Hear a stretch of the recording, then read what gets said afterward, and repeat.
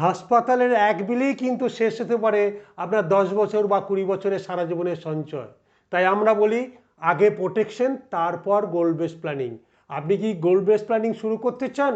তাহলে প্রথমে ইনভেস্টমেন্টের গল্প নয়, আপনার পরিবারের জন্য পর্যাপ্ত হেলথ ইন্স্যুরেন্স আছে তো? হেলথ ইন্স্যুরেন্সে মেডিক্লেম। আপনাদের ছোট্ট উদাহরণ দিই।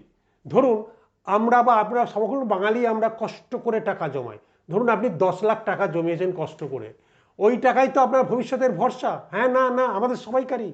কিন্তু হঠাৎ যদি আমাদের পরিবারের প্রিয়জনে কারো যদি অসুস্থ হয়ে বড় রকম অসুস্থ হয়ে হাসপাতালে ভর্তি হয়, বাবা মা সন্তান স্ত্রী বা আমি, তখন কি হবে?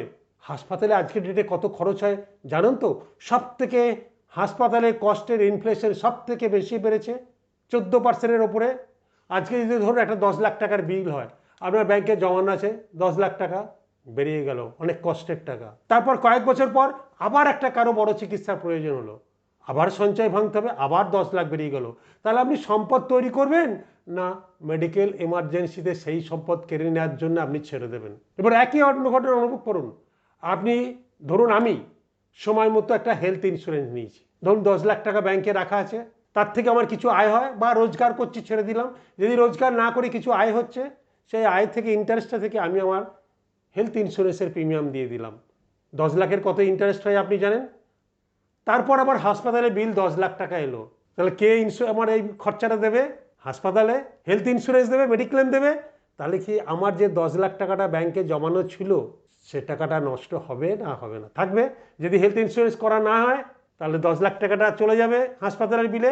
আর যদি আমার হেলথ ইন্স্যুরেন্স ওই ইন্টারেস্টটা দিয়ে করা থাকে, তাহলে কি আমার টাকাটা বেরোবে? ফিক্স থাকবে। যতবারই পরিবারের জন্য খরচা হোক 10 লাখ টাকাটা আর নষ্ট হবে না। সে জানুন বুঝুন দিয়ে প্ল্যানিং করুন। কারণ সবার আগে দরকার আপনার স্বাস্থ্য বিমা, মেডিক্লেম, এগুলো জানতে বুঝতে বিনা পয়সায় আমাদের ওয়েবিনারে জয়েন করুন প্রত্যেক মাসের লাস্ট সানডে ঠিক সকাল 11টায়। আর যদি আপনারা ওয়েবিনারে জয়েন করতে চান তাহলে আমাদের হোয়াটসঅ্যাপ নাম্বারে লিখুন BIK, আমাদের অফিস থেকে আপনার সঙ্গে যোগাযোগ করবে। আর আমাদের পেজটা যদি ভালো লাগে পেজটাকে ফলো করতে থাকুন।